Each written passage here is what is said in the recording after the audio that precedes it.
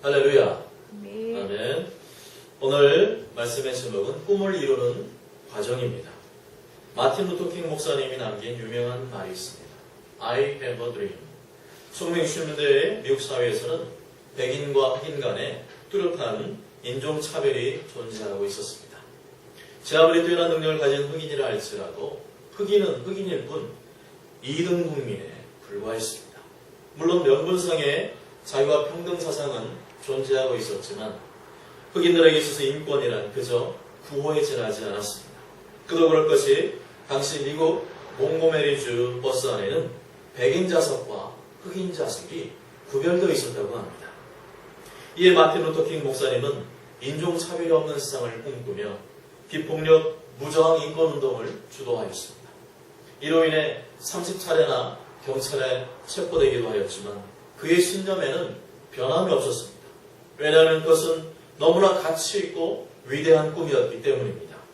그러면서 연설 중에 남긴 유명한 말이 I have a dream, I have a dream, I have a dream이었습니다. 마틴 루터 킹 목사님은 언제나 백인과 흑인이 차별받지 않는 아름다운 세상을 가슴에 꿈꾸고 있었던 것입니다. 여러분 어떠십니까? 여러분에게는 꿈이 있습니까? 꿈이 없습니까? 꿈이 있기는 있는 것 같은데 딱히 뭐라고 말하기가 어렵습니까? 아마 대부분 그랬을 것 같아요. 아니면 꿈 같은 소리 그만두고 나는 그저 하루하루 먹고 살기만 하면 된다고 생각하는 분이 계십니까? 인간에게 먹고 사는 문제는 중요합니다. 저 역시도 여기에서 자유로울 수가 없습니다. 당장 내 주머니에 단돈 10,000원 한 장이 없으면 사람이 위축되고 근심되는 것이 사실입니다. 그런 면에서 먹고 사는 것, 취직하는 것 역시 우리의 현실적인 꿈이 될 수 있습니다. 요즘처럼 취직하지 못하는 청년들이 늘어나고 사업에 실패한 중장년들이 늘어나는 시점에서 먹고 사는 일이 나의 꿈이라고 말한다고 해서 그것을 가지고 결코 비난할 수 없습니다. 현실적인 꿈도 단기적인 꿈이 될 수가 있습니다. 그렇지만 현실적인 꿈, 거기에 안주해서는 안 될 것입니다. 특히 젊은 사람이 그런 생각을 갖고 있다면 바람직하지 않습니다. 우리는 현실을 존중하는 가운데 보다 가치있고 위대한 꿈을 꾸어야 합니다. 그런데 요즘 뉴스에 보니까 많이 가진 사람들이 꿈이 없는 것 같습니다. 돈 많은 부자들이 자신들이 쌓아놓은 재산에 대한 정당한 세금을 납부하기 싫어서 머리를 써매며 전전긍긍하고 있는 모양입니다. 정부에서 지하 경제를 활성화시킨다고 하니까 벌어들인 돈을 은행에 넣지 않고 금괴를 사들이거나 5만원짜리 현금 다발로 바꿔가지고 보관하는 일이 많아지고 있다고 합니다. 부자들이 계좌 추적당하지 않으려고 온갖 애를 쓰고 있는 것입니다. 왜 그렇게 쿨하지 못하고 쫄장구같이 사는지 모르겠습니다. 그 돈이면 얼마나 더 좋은 일을 많이 할 수 있는데 왜 그러는지 모르겠습니다. 문제는 그 사람들의 가슴 속에는 보다 가치있고 위대한 꿈이 없기 때문에 그렇습니다. 그저 등 따시고 배부르기만 하면 그만이지 그것이 나의 유일한 꿈이라는 것을 그 사람들은 간접적으로 보여주고 있는 것입니다. 여러분도 돈 많이 버는 것만이 내 인생의 꿈이고 전부라고 생각한다면 이런 사람과 별반 다를 바가 없습니다. 거기다가 인색하기까지 한다면 뒤에서 손가락질 당하는 그런 사람이 될 수가 있습니다. 누가복음에 보면 삭개오가 그런 사람이었습니다. 삭개오의 꿈은 그냥 돈 많이 버는 것, 부자 되는 것, 나만 잘 먹고 잘 사는 것이 그의 꿈이었습니다. 삭개오는 규정보다 더 많은 세금을 걷어들여서 자신의 배를 채웠습니다. 다른 사람이야, 가난한 사람이야, 어찌든지 말든 간에 신경 쓰지 않았습니다. 요즘 들어 이슈가 되고 있는 갑의 횡포가 이런 것이 아니겠습니까? 힘없고 돈 없는 을이야 어찌든지 간에 나 간만 살면 된다는 겁니다. 내 수입을 예전 그대로 유지하려면 너의 것을 뜯어가지고 더 많이 빼앗는 방법밖에 없어. 이게 바로 갑의 전형적인 논리인데 약육강식 세계에 먹이 사슬 구조와 뭐가 다릅니까? 제가 공부에 관심이 있어서 좀 알아보았더니 프랜차이즈 공부이라는 것이 있습니다. 그냥 학생을 모집하려면 어려우니까 푸르넷, 해법, 웅진, 눈높이 이런 이름을 딴 프랜차이즈 공방이 요즘 유행입니다. 그런데 학생 한 명당 한 달에 수수료가 40%나 된다고 합니다. 수수료가 워낙 세다 보니까 기껏해야 1, 20년 가르치는 공부방에 남는 게 없습니다. 정작 오후 늦게까지 뼈까지 고생하는 건 공부방 선생님인데 진짜로 짭짤하게 순수익을 챙기는 것은 프랜차이즈 회사라는 것입니다. 이러한 갑의 횡포가 21세기의 착취가 아니고 무엇이겠습니까?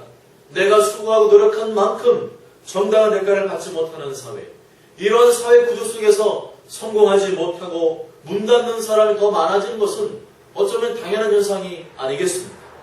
우리는 이러한 사회 구조를 알아야 합니다. 그런데 우리 주변의 많은 신앙인들 중에 이러한 사회 변화를 무시하는 사람들이 있습니다. 모든 일들이 다 무조건 믿음의 문제라고만 해석하는 사람들이 있다는 것입니다.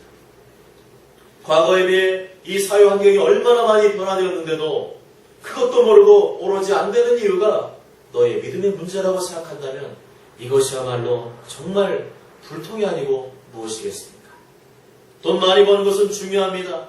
돈이 없으면 더 위대하고 가치 있는 일을 하고 싶어도 할 수가 없습니다. 그런데 돈 많이 버는 것, 그것만이 나의 꿈이라면 글쎄요. 만일 그런 사람이 갑의 자리에 오르면 사회에 지탄받는 자기 배만 채우는 갑이 될 가능성이 높다고 생각합니다. 삭개오는 이것을 뒤늦게 깨달았습니다. 돈을 많이 버는 것만이 나의 참된 꿈이 될 수 없다는 사실을 깨달았습니다. 주여 보시옵소서. 내 소유의 절반을 가난한 자들에게 주겠사오며 만일 누구의 것을 속여 빼앗은 일이 있으면 내 갑절이나 갚겠나이다. 그러므로 내 앞에 닥친 현실적인 꿈을 꾸시되 동시에 공공의 유익에 부합한 건설적이고 아름다운 꿈을 꾸어야 합니다. 그렇다면 우리가 이러한 꿈과 비전을 이루기 위해서는 어떠한 과정을 거쳐야 할까요? 오늘 말씀을 통해서 함께 살펴보기를 원합니다. 첫째로 나에게 꿈이 있다면 그것이 내 꿈인지를 확신해야 합니다. 따라해 보실까요? 나에게 꿈이 있다면 그것이 내 꿈인지를 확신해야 합니다. 많은 사람들이 꿈을 꾸고 있지만 잘못된 꿈을 꾸고 있는 경우가 많이 있습니다. 너도 나도 현실에서 빗나간 허황된 꿈을 꾸고 있습니다. 현실적으로 나에게 그럴 만한 능력이 안 되는데도 불구하고 어느 유명 강사가 말하면 베스트셀러에 그렇게 말하면 나도 그 꿈을 이룰 수 있다는 그러한 환상 가운데 빠져 있습니다. 저는 그렇게 될 거라고 강력하게 주장하는 분들을 향하여 쓴소리를 좀 하고 싶습니다. 그것은 당신에게 주신 하나님의 은혜와 축복이 아닙니까? 내가 했으니까 다른 사람도 다 똑같이 될 거라고 말하는 것은 좀 그렇게 단순하게 말할 수는 없지는 않습니까? 라고 말입니다. 하나님은 획일적이지 않으십니다. 내가 아무리 열심히 해도 상황이나 환경이 따라주지 않으면 못하는 겁니다. 상황이나 환경이 비슷해도 안 될 수가 있는 겁니다. 하나님께서 특별한 은혜와 복을 주셔야만 감당할 수 있는 것입니다. 그렇다면 함부로 무조건 다 된다고 말하기 이전에 내가 이렇게 한 것을 여러분도 참고하시면 유익할 것입니다. 나에게 적합한 부분을 잘 선택하여 활용하신다면 분명 좋은 결과 있지 않을까 생각합니다. 이렇게 말하는 것이 옳지 않습니다. 만일 선글라스를 꼈다고 해서 태양을 정면으로 바라본다면 어떻게 되겠습니까? 우리 눈에 황반부라고 하는 부분이 있는데 그것에 물을 줘서 영구적으로 시력이 떨어지고 눈의 노화 속도가 빨라질 수 있다고 합니다. 남이 한다고 무조건 따라하다가 더 어려운 꼴을 만날 수가 있다는 겁니다. 나는 나의 꿈을 꾸어야 합니다. 남이 꾸는 꿈은 남의 꿈일 뿐입니다. 설령 남의 꿈이 나랑 맞는다 할지라도 나의 능력과 소질이 뒷받침되지 않으면 그대로 이루어지기 어렵습니다. 여러 가지 현실적인 요소가 맞아야 이루어질 가능성도 높아지는 것입니다. 그러므로 상대방의 간증이나 방법들을 참조는 하되 막연히 나도 된다는 생각은 버려야 합니다. 이것은 바른 믿음도 아니고 바른 사고도 아닙니다. 마치 진공 상태에서 바람개구리를 돌려보겠다고 하는 허황된 확률 없는 시도와 같습니다. 그러므로 핵심 포인트는 하나님께서 나에게 주신 꿈을 꾸는 것입니다. 하나님은 저 사람과 나를 다르게 만드셨습니다. 저 사람이 겪은 환경과 상황은 나랑 다릅니다. 저 사람이 생각하는 사고방식과 나의 능력은 분명히 다릅니다. 우리는 성공한 사람의 겉모습만 보고 따라가서는 안 됩니다. 우리는 하나님을 믿는 사람입니다. 하나님께서 나를 통해 이루고자 하시는 것이 무엇인가를 꿈꿔야 합니다. 하나님 앞에 나아가 엎드려 기도하는 중에 일대일로 주시는 꿈과 비전을 받아야 합니다. 오늘 3절에 보면 여호수아가 이스라엘 자손에게 이르되 너희가 너희 조상의 하나님 여호와께서 너에게 주신 땅이라고 말씀합니다. 여호수아는 이스라엘 자손에게 미래의 꿈을 꾸되 하나님께서 너에게 주신 꿈을 꾸라고 권면하고 있습니다. 다른 사람이라 다른 민족이 주신 것이 아니라 하나님을 믿는 하나님의 자녀에게 주신 꿈이 따로 있다는 것입니다. 하나님의 자녀라 할지라도 각자에게 주신 분법과 꿈이 다르다는 것입니다. 우리는 이것을 기억해야 합니다. 여호와께서 너에게 주신 땅이 있다는 겁니다. 나를 통하여 이루시기를 원하는 꿈이 따로 있습니다. 이것을 우리는 하나님께로부터 받아야 합니다. 이것이 우선입니다. 이것에 대한 확신이 있어야 합니다. 남의 한 것을 모방하고 참조는 하되 거기에 끌려가는 것이 아니라 나의 꿈에 그것이 도움이 되는 것인가? 그것이 나와 맞는 것인가? 그것이 나에게 적합한 것인가를 늘 점검해야 합니다. 하나님께 주신 꿈이 중심이 되어야 되지 다른 사람이 말하는 대로 휩쓸리면 안 되는 겁니다. 여호수아가 자신의 있는 목소리로 백성들을 향하여 지도할 수 있던 이유가 무엇이겠습니까? 하나님께서 약속하신 꿈이라는 것을 확신하고 있었기 때문입니다. 여호수아가 그 어떤 난관과 어려움이 있더라도 참고 인내할 수 있었던 이유도 바로 하나님께서 나에게 그리고 우리에게 주신 꿈이라는 확신이 있었기 때문입니다. 그런데 우리 하나님께 주신 꿈이 있다 할지라도 그 꿈을 이루기까지는 순탄치 않은 과정들이 있습니다. 사탄이 우리를 방해하고 배반합니다. 꿈을 이루도록 도와주는 사람이나 환경이 즉각적으로 나타나지 않기도 합니다. 이럴 때 우리는 어떻게 해야 합니까? 포기해야 합니까? 1년을 기다려도 3년을 기다려도 때로는 5년을 기다려도 우리의 꿈이 이루어지지 않을 수가 있습니다. 그럼 어떻게 해야 합니까? 인내해야 합니다. 믿음을 가지고 인내해야 합니다. 그런데 어려움 중에 참고 인내할 수 있는 가장 강력한 무기는 하나님께서 나에게 주신 꿈이 확실하다고 하는 확신인 줄 믿습니다. I have a dream. 바로 이런 분명한 확신이 있어야만 어떠한 어려움과 고통이 있다 할지라도 이겨낼 수 있는 것입니다. 사랑하는 여러분, 여러분에게는 꿈이 있습니까? 꿈이 있다면 그 꿈은 하나님께 주신 꿈이 맞습니까? 이 사람 저 사람 말하는 대로 흔들리는 꿈은 하나님의 꿈이 아닙니다. 이것이 좋다 저것이 좋다 말하는 대로 흔들리는 꿈은 하나님의 꿈이 아닙니다. 하나님께서 나를 향한 특별한 꿈이 있으십니다. 어떠한 상황과 환경에도 절대로 흔들리지 않는 분명한 꿈을 갖고 계십니다. 우리는 그 꿈, 곧 하나님 여호와께서 우리에게 주시는 꿈을 발견해야 합니다. 만일 이 꿈을 발견하셨다면 그 꿈을 이제는 확실히 붙들길 바랍니다. 그래야 그 어떤 어려움과 난관이 닥쳐올지라도 능히 견디고 이겨낼 수가 있는 것입니다.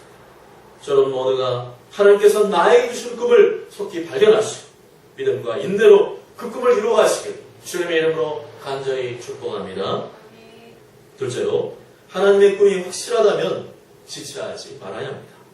함께 3절 한번 읽어보실까요? 3절 시작. 이스라엘 자손에게 이르되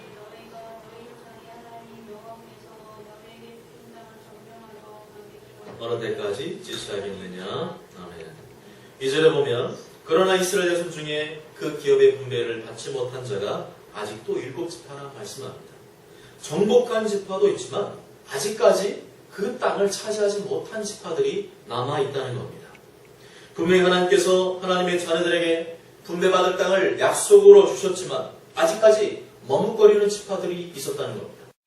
그 지파는 18장 11절부터 19장 사이에 나오는 베냐민, 시몬, 스불론, 이사갈, 아셀, 납달리, 단지파의 7지파를 가리키는 것입니다.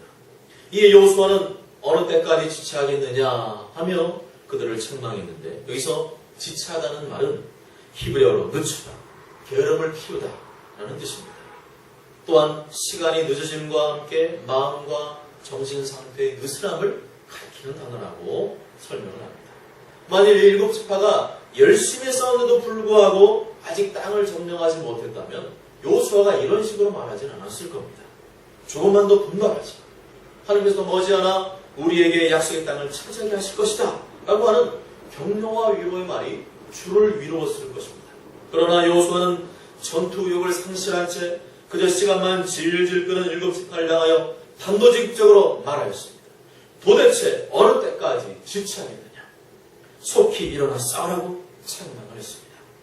그렇습니다. 하나님께서 나에게 분명한 꿈을 주셨다 할지라도 내가 게으름을 피우고 나타나면 그 꿈은 이루어지지 않습니다. 그저 그림의 떡이요 일장 춘몽에 불과한 것입니다. 하나님께서 나에게 꿈을 주셨다면 하나님은 그 꿈을 이루도록 도와줄 준비가 이미 다 되어 있습니다. 그렇지만 내가 그 꿈을 이루기 위해 노력하고 발버둥치지 않으면 하나님께서도 도와주시지 않는다는 사실을 우리는 분명히 깨달아야 합니다. 어떤 사람은 기도만 하면 다 된다고 말을 합니다. 맞는 말 같지만 정답이 아닙니다. 그런 경우는 특별한 경우입니다. 특별한 경우라는 말은 보편적인 하나님의 방법이 아니라는 것입니다. 내가 하나님께 주신 꿈을 이루기 위하여 기도하며 노력하다 보면 하나님의 뜻하지 않는 손길을 경험할 수 있는 것이지, 기도만 하고 아무 일도 안 하면서 하나님의 손길을 경험하는 것은 올바른 신앙생활이 아닙니다. 여호수아가 지금 2절에 찾아온다면 7지파같이 게으른 사람을 향하여 동일하게 책망할 것입니다. 하나님 여호와께서 너에게 주신 땅을 점령하러 가기를 어느 때까지 지체하겠느냐? 그러면 우리는 하나님의 주권을 강조함과 동시에 인간의 책임을 균형 있게 붙들어야 합니다. 하나님의 꿈은 인간을 통해서 이루어지기 때문입니다. 인간이 게으르면 하나님의 꿈도 더디게 응답되는 것이 성경이 말씀하는 가르침입니다.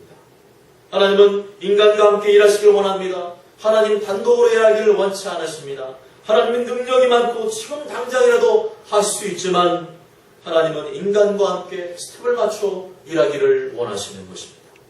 조급해서도 안 되겠지만 게을러서도 안 됩니다. 보통 우리 믿는 자들은 크게 4가지의 잘못된 케이스로 인해 낙심하는 경우가 많이 있습니다. 첫째는 하나님께 기도하면서 열심을 내지만 결과에 연연하는 것입니다. 이 경우는 하나님의 주권을 붙들어야 합니다. 내가 원하는 때가 아니라 내 열심으로가 아니라 하나님의 때를 바라봐야 합니다. 그렇지 않으면 조급한 마음 때문에 쉽게 낙심하고 좌절하게 됩니다. 두 번째는 하나님께 기도는 하지만 노력하지 않고 결과만을 기대하는 경우입니다. 이 경우는 인간의 책임을 붙들어야 합니다. 그렇지 않으면 모든 책임과 원망을 하나님께 돌리는 어리석음을 범하게 됩니다. 세 번째는 하나님께 기도는 안 하면서 인간적인 열심만 내는 경우입니다. 이 경우는 역시 하나님의 주권을 더 강하게 붙들어야 됩니다. 내가 해서 되는 것이 아니라 하나님의 도와주셔야 된다고 하는 믿음이 있어야 됩니다. 기도하지 않는다는 얘기는 믿음으로 하지 않는다는 얘기이고 점점 영과 육이 지쳐서 쉽게 포기하게 됩니다. 네 번째는 하나님께 기도도 안 하고 열심도 안 내는 경우입니다. 이 경우는 하나님의 주권과 인간의 책임을 동시에 붙들어야 합니다. 사실 이러한 경우는 병든 상태입니다. 영적인 침체이거나 신앙이 밑바닥인 경우입니다. 이런 경우는 무언가를 하기 전에 아무리 꿈이 있다 할지라도 하나님과의 관계 회복이 우선인 것입니다. 사랑하는 여러분, 하나님께서 나에게 주신 꿈이 확실하다면 더 이상 지체하지 말아야 합니다. 하나님께서는 이미 모든 것을 주실 준비가 되어 있는데 내가 지체한다면 하나님도 지체하십니다. 신앙생활의 재미는 하나님의 손길을 경험할 때 생겨납니다. 하나님의 손길을 경험하려면 내가 열심을 내야 합니다. 하나님의 주권을 무시한 채 조급하게 서둘러서도 안 되겠지만 게으름과 나태함으로 미기적거리는 태도는 더욱더 바람직하지 않습니다. 너희의 준 땅을 점령하러 가기를 어느 때까지 지체하겠느냐 하신 하나님의 말씀을 기억하시길 바랍니다. 기도와 열심의 자리로 나오시기 바랍니다. 그리하여 저는 모두가 날마다 하나님의 도우시는 손길을 경험하며 하나님께서 나에게 준 꿈을 온전히 이루어가시길 주님의 이름으로 간절히 축복합니다. 셋째로, 지체하지 말되 섣불리 덤비면 안 됩니다. 4절부터 6절까지 말씀을 다 함께 읽어보실까요? 시작. 너희는 각 지파에 3사람씩 선전하라.